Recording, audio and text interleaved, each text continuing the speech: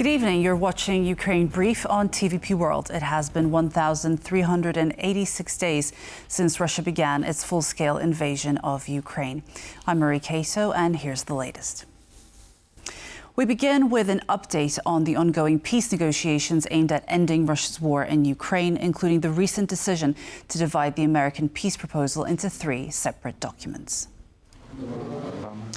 President Zelenskyy confirmed Tuesday that the proposal now consists of 3 parts. The first is a dynamic 20-point framework outlining conditions for ending the war.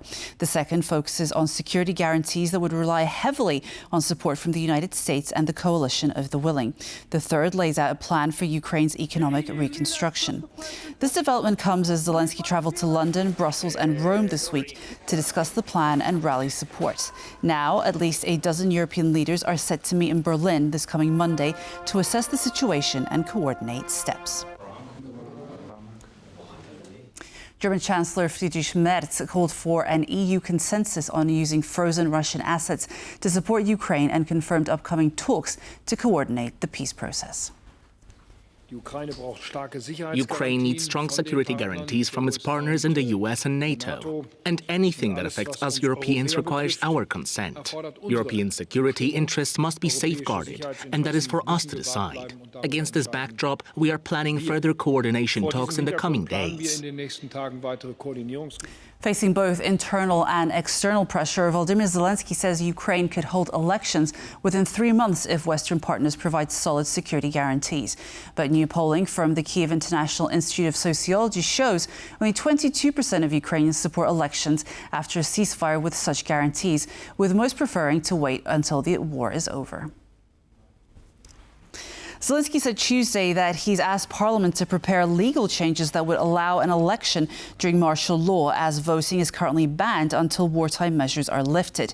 Ukraine was due for a presidential election in spring 2024, marking the end of Zelenskyy's first 5-year term, but it was postponed after Russia's full-scale invasion. Having announced in September that he would not seek re-election, questions remain over who would replace Zelenskyy if elections were held.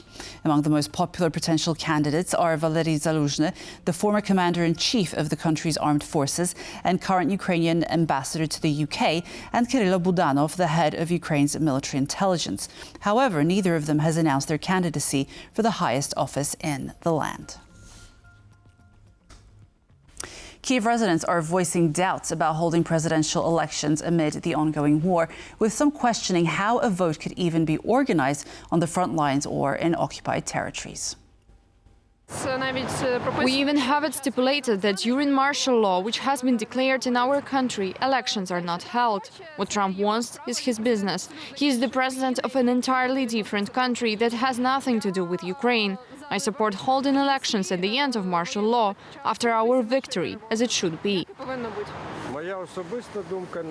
My personal opinion is not what matters now. People in the trenches would somehow have to vote. Will ballot boxes be delivered to them in the trenches? It seems to me that we need to finish the war first and only then hold elections. At least 3 people were killed and more than 10 wounded in overnight Russian attacks on Ukraine.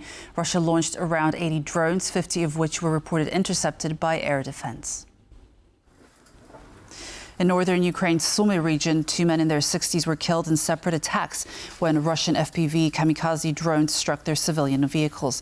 According to the regional administration, Russia carried out more than 30 strikes on the region over the past day, damaging civilian infrastructure. In the Kharkiv and Donetsk regions, 2 people were wounded as Russian attacks targeted residential and commercial buildings. One of the drone strikes on an educational facility in the Kupiansk district of the Kharkiv region also triggered a fire.